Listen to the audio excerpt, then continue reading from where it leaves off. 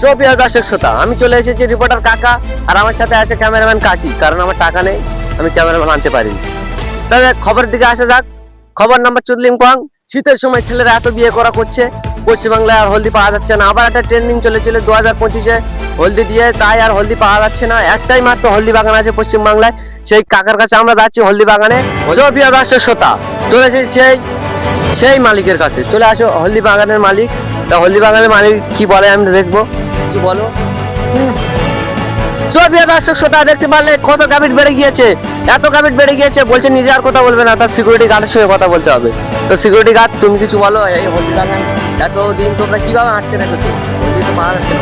পালিন যা, নালি ঢুকিন দিব, তোদের ঢুকতে গে দিয়েছে লালা বেরো। প্রিয় দর্শক শ্রোতা, আমাদেরও বের করে দিচ্ছে, কারণ আমাদের ভিউজ হয় না।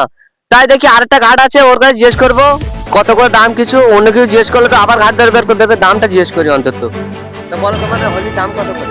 1 গ্রামের দাম 1 কোটি টাকা।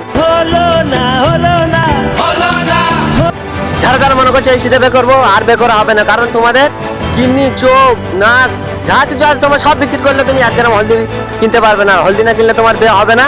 তাই বলছি ভাই, আর কেউ বে ধান্দা করো না, আমি চলে যাচ্ছি, আমিও বে আর করবো না। হলদির বাগানে ঢুকে দামটা দে যা।